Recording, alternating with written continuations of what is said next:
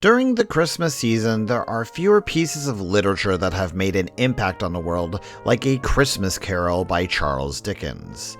There has been many a movie, cartoon, specials, and even episodes of select TV shows that have gone in and adapted the story of Ebenezer Scrooge and his ghostly visitors.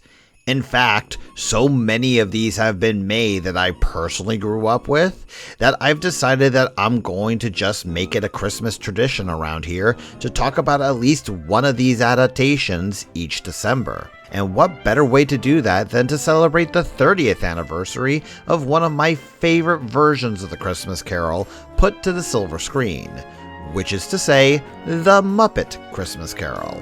Yes, it's turning 30 this year, folks. I told you I'd be making you feel your ages when we talked about this, didn't I?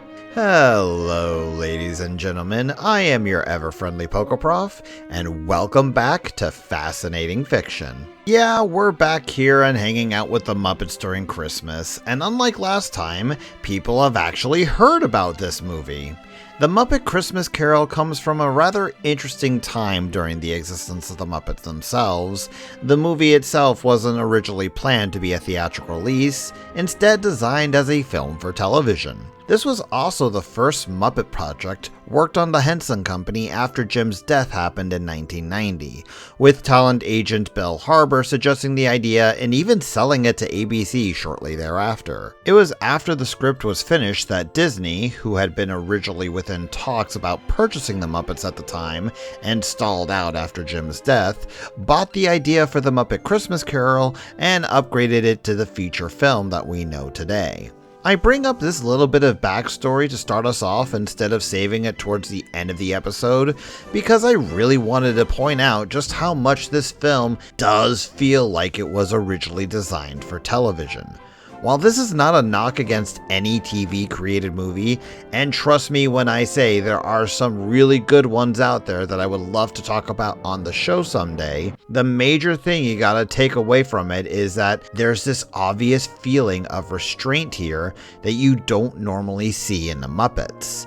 Those overflowing sets and overwhelming amount of guest stars you're used to things from like the Great Muppet Caper simply aren't here. With that out of the way, we start the movie proper with being introduced to characters who I've now come to realize were the Muppets' main go-tos when it came to audience insert in their films, that being the Great Gonzo and Rizzo the Rat. I mention this because the next two films in the Hensons lineup would be Muppet Treasure Island and Muppets from Space, who would both have these characters as their major focus. Regardless, Gonzo here will be playing the role of Charles Dickens, often serving as narrator, while Rizzo here is mostly to supply comedy and the occasional small break from the ongoing events of the film.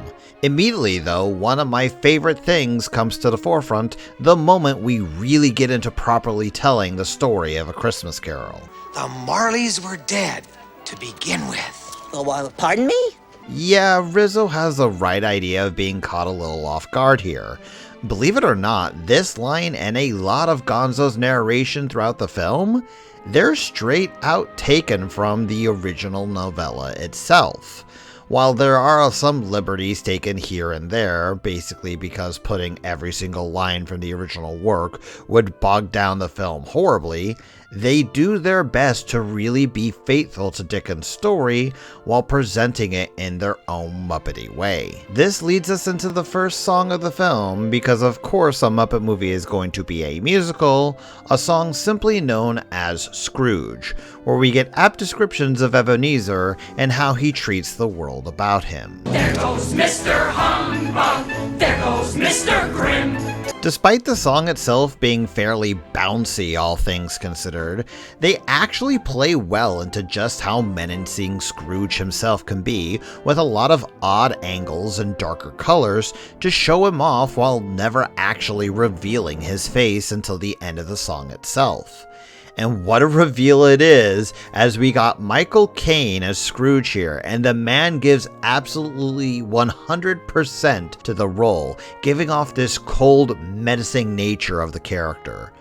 All that is more impressive considering he's playing off Kermit the Frog as Bob Cratchit, with a bunch of rat Muppets as backup comedy, much like how Rizzo was for Gonzo. Kane actually is quoted in saying that he would never do anything Muppety. He'd be playing Scrooge as if it was the most dramatic role in the world and that there were no puppets around him, and damn it if he didn't succeed. It's here that we get to go through the notes of a lot of what would be considered normal for a Christmas Carol adaptation, showing just how humble and meek Bob Cratchit is in comparison to the ruthlessness of Scrooge, while also introducing us to side characters such as Scrooge's nephew, played by Stephen McIntosh of Underworld fame of all things, and the Gentleman of Charity, played by Bunsen and Beaker of the Muppets. I bring up those two for a particular reason that I'll mention later on, but for now just keep them in your thoughts. Probably because of the movie's origin as a made-for-TV special first, we don't spend all that long really delving into Scrooge or Cratchit.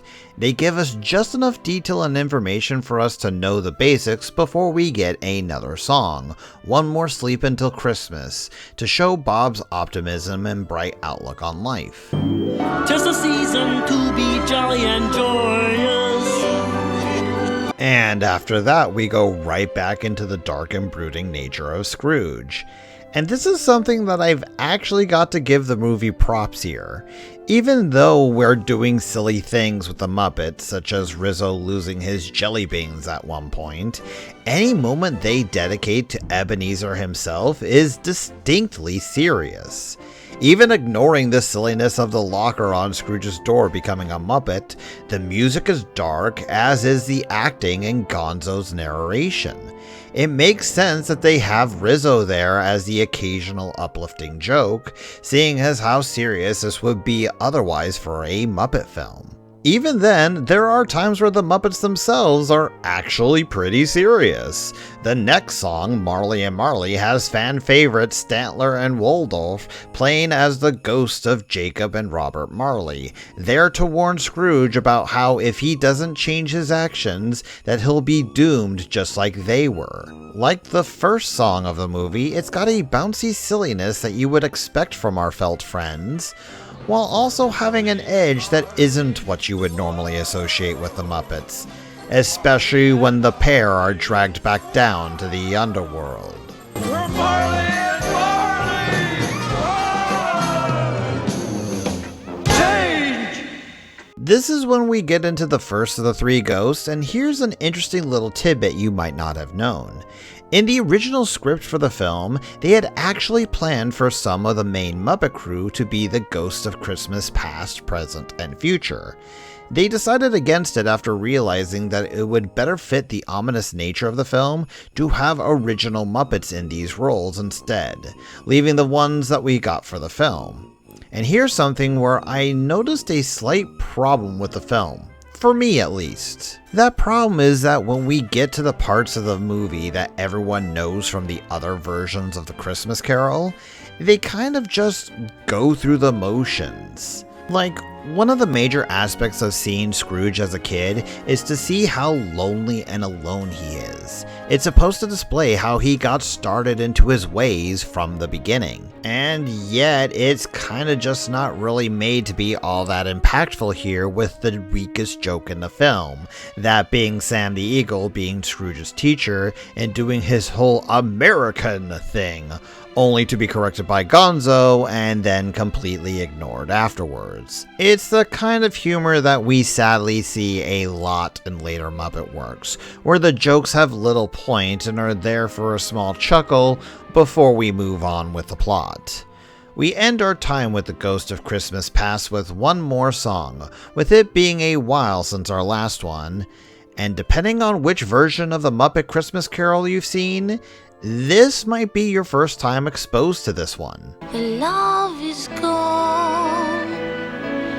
The love is gone. So the story behind the removal of this song, When Love Is Gone, you can actually lay at the hands of Jeffrey Katzenberg, whose overall control at Disney at the time allowed him to say what did or didn't get into movies. Feeling that the song wouldn't really be enjoyable for kids and getting in the way of fun times with the Muppets, Katzenberg had it cut entirely from the theatrical release. There are ways around this, as different versions of the DVD, the original VHS, and Laserdisc version of the films did have the song, but for the most part it was hit or miss at times, and it looked like that we would never get a way to see the scene for modern audiences thanks to Disney itself losing the original negative of the film.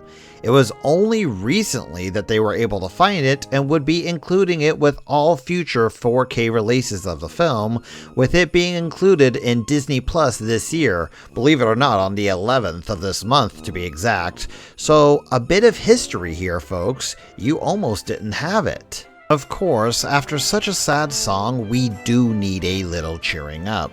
So we got the Ghost of Christmas Present, who's about as close to Santa as you're going to be getting in this film.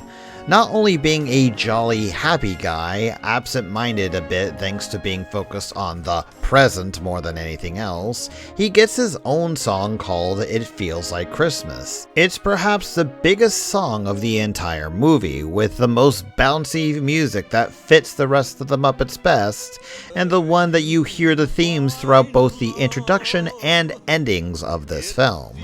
And the ending lyric of the song tells you all you need to know about it. It feels like Christmas.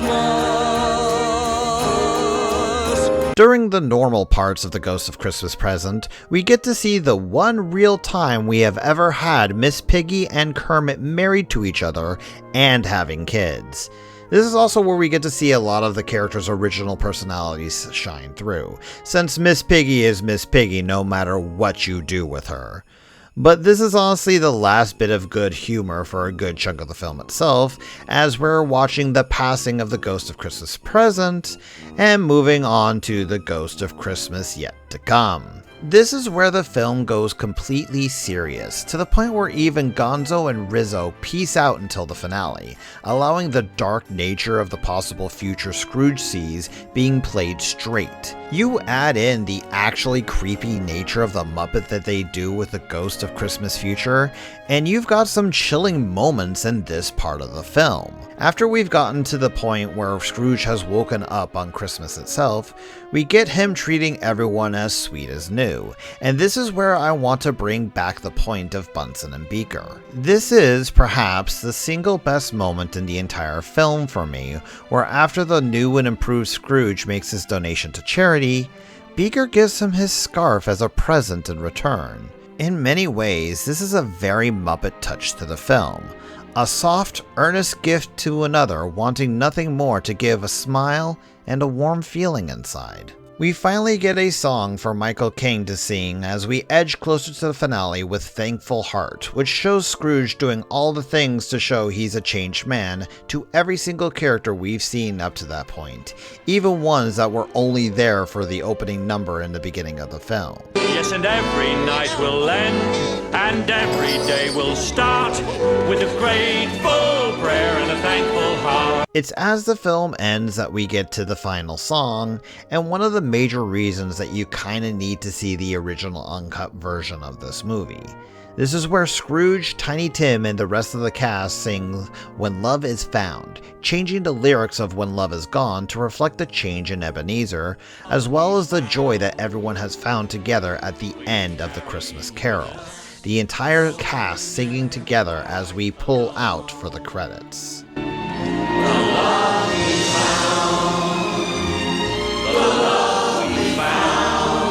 The Muppet Christmas Carol was not a big smash hit. In fact, when it comes to both interpretations for the Christmas Carol as well as overall Muppet movies, it's something that doesn't really rank that highly on a lot of people's radars. Heck, when this movie first came out, it kinda got beaten hard at the box office by other movies, in particular Home Alone 2 and Disney's Aladdin. But this film, along with the Muppets as a whole, has always meant something special to my family and I. These have been characters that we have grown up with and have entertained us for years. To have the same characters who have gone and made me laugh when I was a kid, to also give me one of my favorite Christmas films that truly gets into the spirit of the holiday, is something that I can't help but love. It's something that my family will always turn on during this time of year, and it's something, for its 30th anniversary, I wanted to share with you for the holidays. After all, there's only one more sleep till Christmas Day. With all that said, I hope I've done a good job to entertain you, and I'll do my best to do so again in the future. Hopefully you'll follow along with my content by subscribing and doing all the other things that gives us YouTubers life. If you wish to support me a bit more, I do have a Patreon where you can get access to bonus content. But until next time, stay frosty.